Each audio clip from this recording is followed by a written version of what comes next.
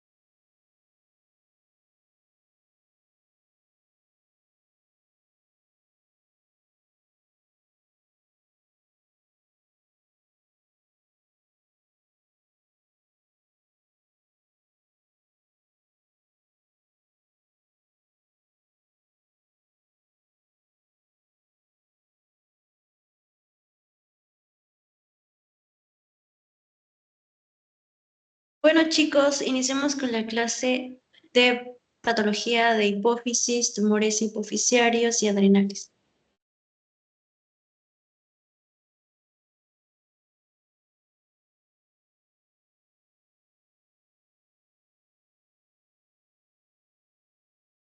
Bueno, tenemos que la hipófisis va a ser una glándula endocrina que va a estar ubicado en la base del encéfalo y junto al hipotálamo va a regular la mayoría de las funciones de otras glándulas endocrinas y se va a dividir en dos. Tenemos a la de la hipófisis, que vendría a ser el lóbulo anterior, y la neurohipófisis, que vendría a ser la parte posterior.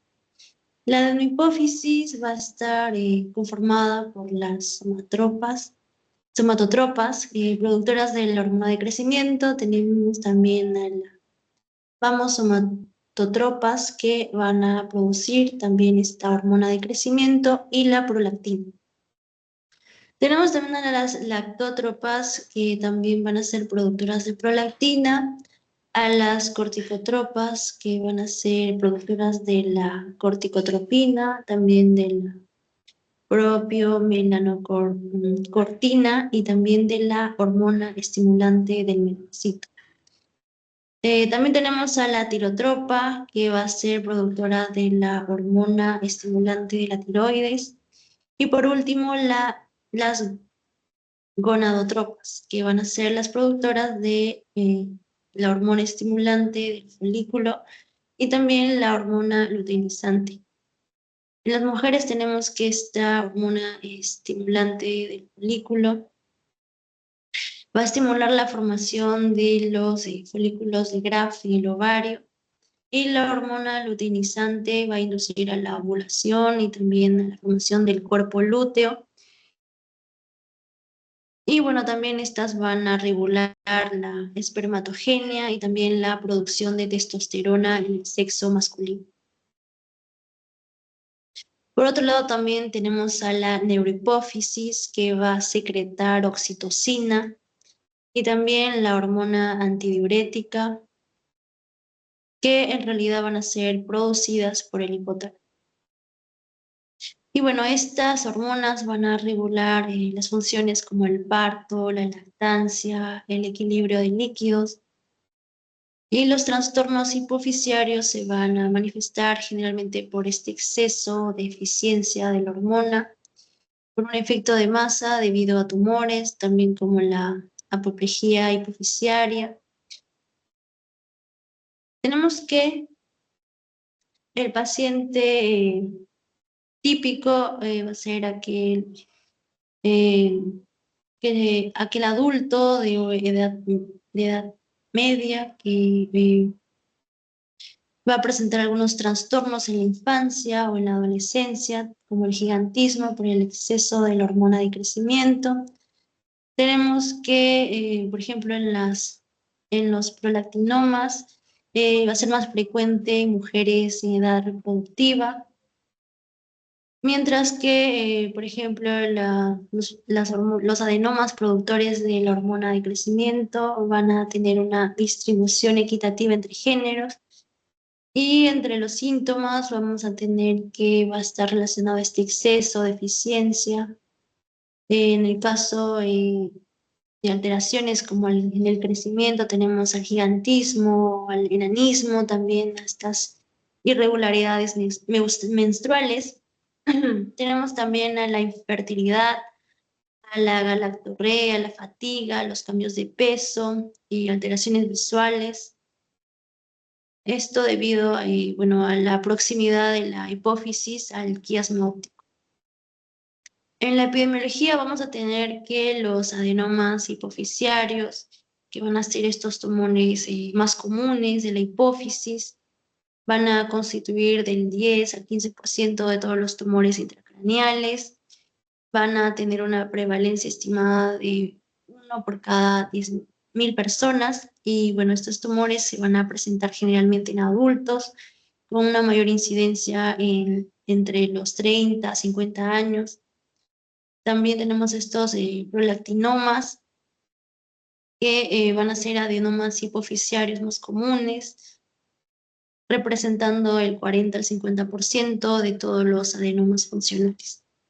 Por otro lado, la agromegalia, que sería causada por el exceso de la hormona de crecimiento, esto pero se da en adultos, tiene una incidencia de 3 a 4 casos por millón. Y tenemos este gigantismo, que sería la versión pediátrica de la acromegalia, que es mucho más rara. También el síndrome de Cushing, que estaría asociado al exceso de corticotropina, esto debido a un adenoma hipofisiario, y su prevalencia es de aproximadamente 10 a 15 casos por millón. También tenemos al hipopituitarismo. En ella va a haber una deficiencia de la hormona hipofisiaria, que va a afectar alrededor de 45 casos por 100.000 personas, y va a ser generalmente común en adultos mayores, también en aquellos que han sufrido traumatismo craneal, radioterapia, también enfermedades infecciosas que han dañado la hipófisis. Y bueno, entre los factores de riesgo vamos a tener causas genéticas como mutaciones en genes específicos, también los antecedentes familiares de trastornos endocrinos. También está relacionado con tratamientos previos como la radioterapia craneal, cirugías, también el traumatismo craneal, las infecciones, enfermedades autoinmunes. Tener una edad de entre los 30 a 60 años también puede aumentar el riesgo, así como el género, que especialmente va a ser mayor en mujeres para los prolactinomas, y además el estrés crónico y ciertas enfermedades sistémicas que pueden influir en el desarrollo del trastorno hipofisial. Bueno, en la imagen vamos a ver una microfotografía de la hipófisis normal. Vendría a ser la imagen izquierda. Esta glándula va a estar constituida por distintas poblaciones celulares que van a contener diversas hormonas estimulantes. Y bueno, cada una de estas hormonas va a tener diferentes funciones, lo que va a originar una mezcla de tipos celulares. Esto en la preparación histológica. Y bueno, vamos a tener que va a haber unas células cromófilas, acidófilas, que vendrían a ser las somatotropas, también las lactótropas y las mamotropas. Y en cuanto a las células cromófilas basófilas, tendríamos a las gonadotropas, a las tirotropas, a las melanotropas, las adrenocorticotropas. Y por otro lado también hay células cromófobas, que son aquellas que no se van a teñir muy bien, van a tener una tinción pálida. Bueno, va a haber tres porciones importantes. Sería la porción tuberal, en la que van a predominar estas basófilas, las células gonadotropas, y también hay una porción intermedia en la que van a predominar las basófilas también, en especial las células melanotropas, y también una porción distal. Y bueno, en ellas se van a encontrar todas las células excepto las melanotropas. Bueno, tenemos los tumores hipofisiarios. Estos adenomas hipofisiarios van a ser la causa más común de un hiperpituitarismo, que van a ser tumores que van a surgir en el lóbulo anterior de la hipófisis. Principalmente se van a relacionar a mutaciones en genes relacionados con el cáncer. Y estas mutaciones pueden ser somáticas o también en la línea germinal. Y entre estas mutaciones hay una variedad de mutaciones, y bueno, aproximadamente el 40% de los adenomas somatotropos van a presentar mutaciones GNAS, que van a causar la activación constitutiva del GSA, y resultando en una proliferación celular descontrolada. Tenemos que clínicamente estos adenomas hipofisiarios van a provocar anomalías endocrinas y efectos de masa. También va a haber estas anomalías en la silla turca, también problemas visuales. Puede ocasionar hipopituitarismo. La hemorragia aguda en un adenoma puede llevar a una apoplejía hipofisiaria. Y bueno, tenemos en la epidemiología que la incidencia de estos adenomas hipofisiarios se va a estimar aproximadamente en el 14% de la población, y la mayoría de estas lesiones van a ser microadenomas, o sea, van a tener un tamaño menor a 1 centímetro. Van a ser conocidos como incidentalomas hipofisiarios. Y estos adenomas hipofisiales van a presentarse usualmente en adultos entre las edades de 35 a 60 años. Bueno, hay una variabilidad en cuanto al sexo, pero sí sabemos que estos adenomas lactótropos, como ya les mencioné, va a ser más común en mujeres. Y en cuanto a los adenomas somatotropos, van a ser equitativos en ambos sexos. Tenemos los factores de riesgo, como ya les mencioné, los factores genéticos. Va a presentarse ciertos síndromes hereditarios. Va a haber mutaciones en genes específicos, también factores ambientales, ya sea la exposición a la radiación de cabeza y cuello. También tenemos el factor hormonal. Los desbalances hormonales pueden contribuir a ciertos tipos de adenomas. En el caso de la hiperprolactinemia o también la hiperactividad de las vías de señalización del GCA. Tenemos también las comorbilidades, como el síndrome de Cushing, que va a estar relacionado a estos adenomas corticotrópicos y también a la acromegalia, relacionada a los adenomas somatotropos.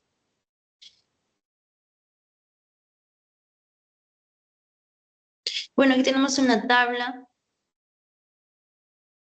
sobre las principales alteraciones genéticas. Y bueno, en esta imagen podemos, tenemos que saber que estos adenomas hipoficiarios van a presentar ciertas características macroscópicas, microscópicas. Tenemos que en las macroscópicas generalmente se va a presentar microadenomas que van a tener un tamaño menor a 1 centímetro, pero generalmente estas se van a encontrar en autopsias y generalmente van a ser asintomáticos. Mientras que ya los macroadenomas que tendrían un tamaño mayor a 1 centímetro, sí suelen ser sintomáticos, esto debido a la presión sobre las estructuras adyacentes. Tenemos que los adenomas van a ser lesiones blandas, bien delimitadas, como podemos ver en la imagen, gelatinosas, lo que va a resultar en un tacto gomoso, blando. Tenemos que en algunos casos estos adenomas pueden ser invasivos, pueden infiltrar los tejidos colindantes, el seno cavernoso, la dura madre, el cerebro. Y bueno, generalmente suelen estar localizados en la silla turca. Y bueno, aproximadamente el 30% de estos adenomas no va a tener una cápsula y por tanto se van a infiltrar en los tejidos circundantes. En la microscopía vamos a poder observar que las células van a ser poligonales uniformes, o sea, van a tener una monoforma, ya sea dispuesta en láminas y cordones. Va a haber esta falta de variabilidad en la forma y tamaño de las células, que va a ser un tamaño distintivo, porque si observamos aquí, todos tienen la misma forma, mientras que en las imágenes anteriores que les mostré, vamos a ver una diversidad de formas. Aquí, ahí podemos observar la diversidad de formas.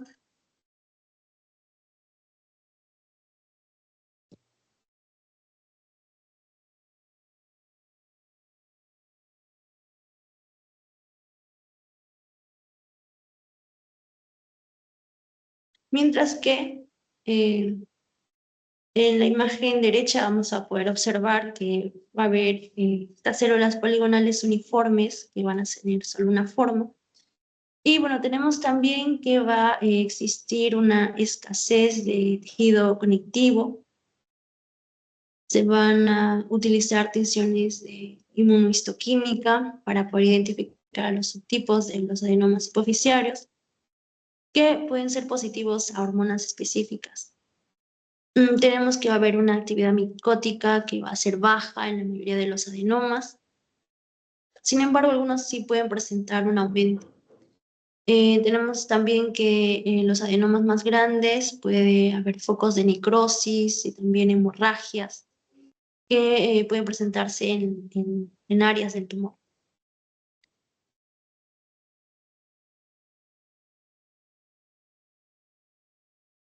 Bueno, tenemos el adenoma lactótropo. Va a secretar prolactina. Son el tipo más común de adenoma hipoficiario hiperfuncionante. Va a representar el 30% de los casos clínicos diagnosticados. Y estas lesiones pueden ser microadenomas o también macroadenomas que pueden provocar efectos de masa sintomáticos. Y también tenemos que entre estas células van a ser cromófobas La mayoría de estos adenomas están compuestos por un factor de transcripción que sería el 21. Se van a conocer como adenomas con escasa granulación. Y bueno, las podemos identificar a través de estos gránulos secretos citoplasmáticos, como podemos ver en la imagen. Van a presentar calcificaciones. Y bueno, entre sus principales síntomas vamos a tener amenorrea, galactorrea, la disminución del líbido, esterilidad, y va a afectar generalmente a las mujeres de 20 a 40 años. Y bueno, el diagnóstico es más fácil debido a la interrupción del ciclo menstrual en estas edades. Y bueno, en la imagen vamos a poder apreciar estas granulaciones dispersas en la microfotografía. Seguimos con el adenoma somatotropo. Estas van a secretar la hormona de crecimiento. Son el segundo tipo más común de los adenomas hipoficiarios funcionantes. Estos adenomas pueden causar gigantismo en niños y también la acromegalia en adultos. Bueno, los adenomas de células somatotropas son grandes al momento del diagnóstico, esto debido a las manifestaciones del exceso de esta hormona de crecimiento que pueden ser sutiles. Tenemos que va a haber una granulación abundante, como podemos observar en la imagen. Va a estar compuesto por estas células eosinófilas monoformas con citoplasma granular. Va a presentar un núcleo central grande con un núcleo no prominente. Va a estar conformado por estas células cromófobas de tinción débil. Van a presentar estas inclusiones brillantes. Y bueno, también se tiene hay unos adenomas bihormonales que van a producir hormona de crecimiento como prolactina y que generalmente van a ser más frecuentes y se van a asemejar a los adenomas con granulación abundante. Y bueno, tenemos que en la clínica al gigantismo. El adenoma se va a presentar en la infancia, antes del cierre de la epífisis, y se va a observar un crecimiento desproporcionado, especialmente en brazos y piernas. Tenemos también la acromegalia. El aumento de esta hormona de crecimiento ocurre después del cierre de la epífisis y se va a manifestar en un crecimiento de tejidos blandos, vísceras y también los huesos faciales, las manos y pies. Van a causar este aumento de la mandíbula que denominaríamos prognatismo, también el engrosamiento de los dedos. Va a tener un aspecto de salchicha y posible hiperostosis en la columna y la cadera.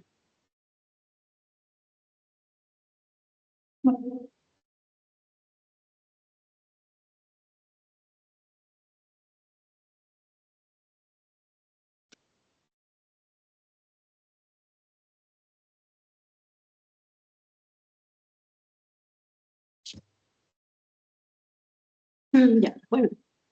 Tenemos al adenoma corticotropo, que van a ser tumores hipoficiarios que secretan exceso de hormona adrenocorticotrópica, lo que va a producir una hipersecreción de cortisol por las glándulas suprarrenales y también por el desarrollo del hipercortisolismo, también conocido como el síndrome de Cushing.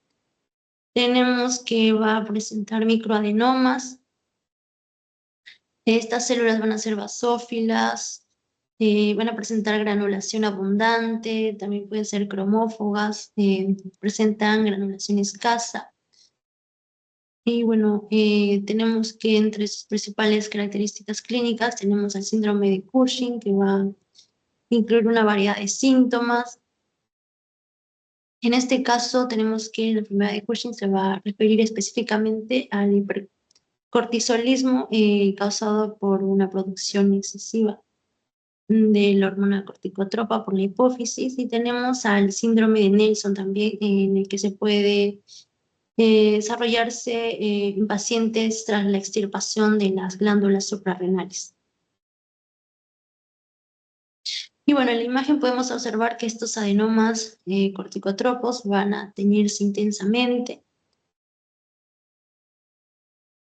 Esto debido a que son ricos en carbohidratos. Bueno, tenemos otros tumores de la hipófisis anterior. Entre ellos tenemos a los adenomas gonadotropos, que se caracterizan por secretar pequeñas cantidades de la hormona luteinizante y también de la hormona folículo estimulante, lo que los va a convertir en adenomas típicamente no funcionantes. Se van a diagnosticar frecuentemente en hombres y mujeres de mediana edad. A menudo van a presentar síntomas neurológicos por el deterioro de la visión, cefalea, diplopia, o sea, van a tener una visión doble, apoplejía hipofisiaria. Y bueno, tenemos también estos adenomas tirotropos, que van a representar aproximadamente el 1% de los adenomas hipofisiarios y son una causa infrecuente de hipertiroidismo. Van a presentar el PTI1 similar a los adenomas lactótropos y somatotropos. Tenemos también en tercer lugar a los adenomas plurihormonales. Van a secretar múltiples hormonas, suelen ser más agresivos y generalmente van a derivar de la expresión PIT1. Tenemos también a los adenomas de células nulas, no van a expresar marcadores de diferenciación hormonal y van a tender a presentar síntomas asociados a efectos de masa. Pueden comprometer la hipófisis anterior residual, provocando un hipopituitarismo que puede desarrollarse lentamente, o también la formación brusca debido a una apoplejía hipofisiaria que generaría una hemorragia intratumoral. Luego tenemos a los carcinomas hipofisiarios, que van a ser muy raros, van a representar menos del 1% de los tumores hipofisiarios. La mayoría de estos carcinomas hipofisiarios son funcionantes y producen principalmente prolactina. Y por último tenemos al blastoma hipofisiario, que va a afectar principalmente a niños menores de 2 años, con una mutación en el gen DICER1, que va a estar implicado en la maduración del microAR. Y estos pacientes suelen presentar signos y síntomas de la enfermedad de Cushing y pueden desarrollar neoplasias de tipo blastema en otros órganos.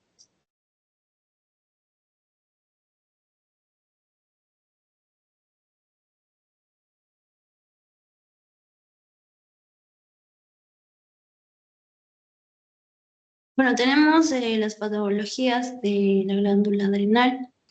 Tenemos que estas glándulas suprarrenales van a ser órganos endocrinos, van a ser pares, van a estar compuestas por dos partes principalmente, la corteza y la médula.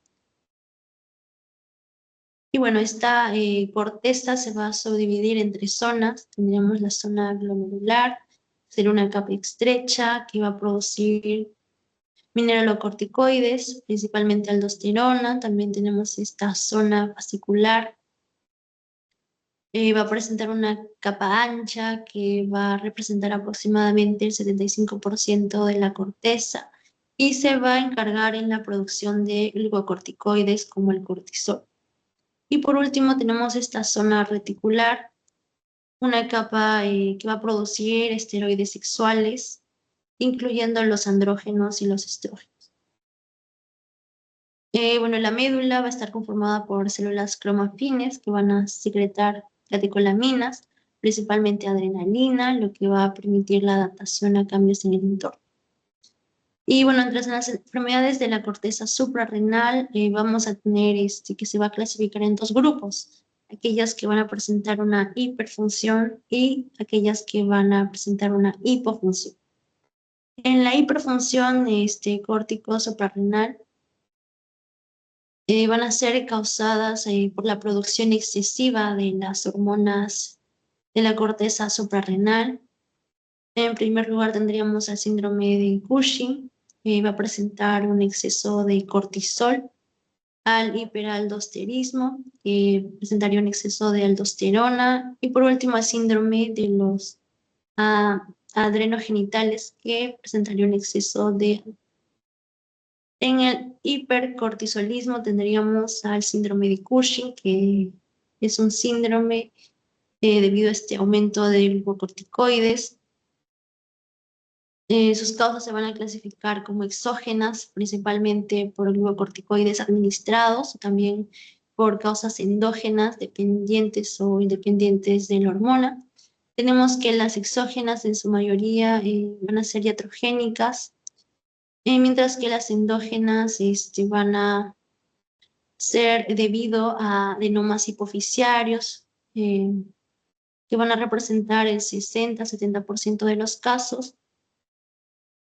y generalmente va a afectar a mujeres jóvenes. Y bueno, entre las alteraciones,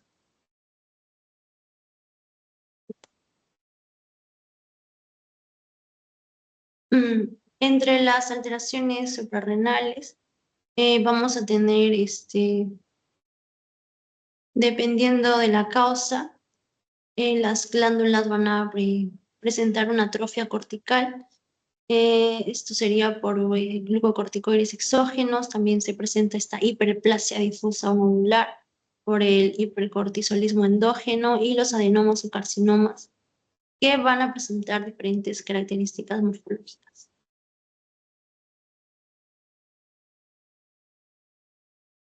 Bueno, el síndrome de Cushing va a desarrollarse lentamente, y entre sus síntomas iniciales pueden incluir la hipertensión o el aumento del peso.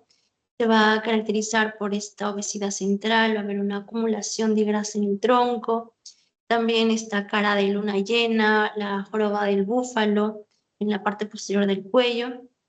Va a haber una debilidad muscular, alteraciones metabólicas como hiperglucemia, glucosuria o también polidipsia. La piel va a ser frágil, o sea, va a ser delgada, va a tender a la equimosis. Puede presentar osteoporosis también, en dolor de espalda, aumentado el riesgo infeccioso, trastornos mentales.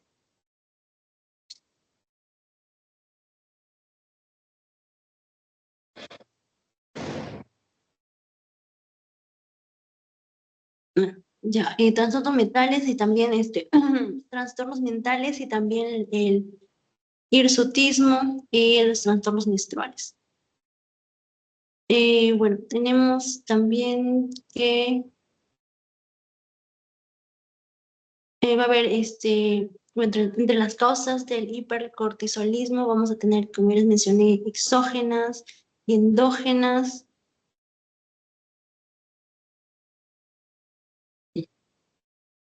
Ya, bueno, seguimos. Ya, tenemos al hiperaldosterismo primario. Se va a referir a un grupo de trastornos caracterizados por la secreción crónica o excesiva de aldosterona. Se va a clasificar en primario y secundario. El hiperaldosterismo primario va a resultar de la producción de una excesiva secreción de aldosterona, lo que va a llevar a una hipertensión y a una supresión del sistema renina-angiotensina y a la disminución de la actividad de la renina plasmática. Entre las causas de este hiperaldosterismo primario vamos a tener al hiperaldosterismo idiopático bilateral, que va a representar el 60% de los casos. Se va a caracterizar por una hiperplasia nodular bilateral y va a ser común en pacientes mayores con hipertensión leve.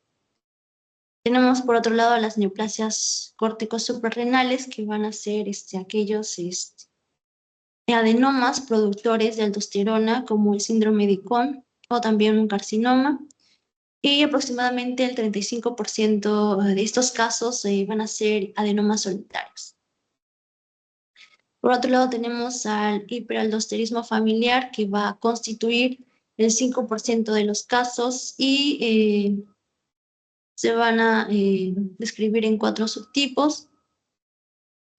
Y en cuanto al hiperaldosterismo secundario, este sería aquel que es regulado por la actividad del sistema renina-angiotensina y estaría caracterizada por el aumento de la concentración de renina. Va a ser causado por el descenso de la perfusión renal y también por la hipovolemia en casos de una insuficiencia cardíaca congestiva, también en cirrosis, y también puede presentarse por el embarazo, esto debido al incremento de la renina inducido en los estrógenos. Bueno, tenemos a los adenomas productores de aldosterona. Estos generalmente van a ser lesiones bien delimitadas, pequeñas, de menores a 2 centímetros, van a ser solitarias, van a ser más comunes en el lado izquierdo, van a ser difíciles de localizar, van a presentar un color característico amarillo, brillante, y van a tener la presencia de cuerpos espironolactona, que va a ser característica tras el tratamiento con espironolactona. Tenemos en la hiperplasia idiopática bilateral que se va a observar la hiperplasia difusa, también la localización de células similares a las de una zona glomerular. Va a presentarse la hiperplasia, que va a ser escasa, y va a ser necesario descartar un adenoma. En cuanto a las características de este hiperaldosterismo primario, va a tener una prevalencia del 5 al 10%, y tenemos que entre los efectos fisiológicos va a haber un incremento en la reabsorción de sodio y agua y la expansión del volumen extracelular, y también el aumento del gasto cardíaco. Y bueno, entre las complicaciones a largo plazo tendríamos la hipertrofia ventricular izquierda y también la hipopotasemia. Y bueno, chicos, eso sería todo. Estaríamos terminando con la clase 12. Y bueno, estas serían las fuentes de información. Voy a enviar el post-test para que puedan rellenarlo.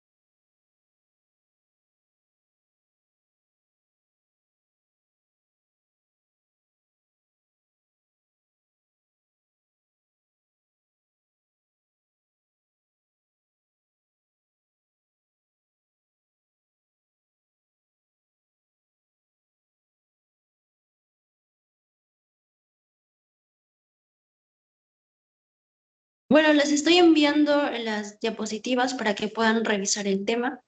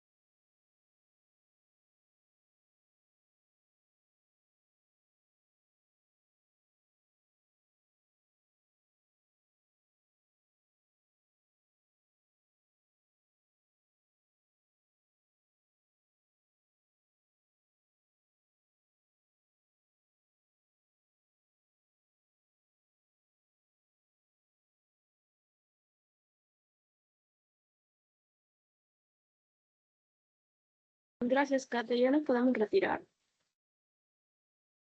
Sí, pueden retirarse, no hay problema. Sí, pueden retirarse. Hasta la próxima semana. Nos vemos.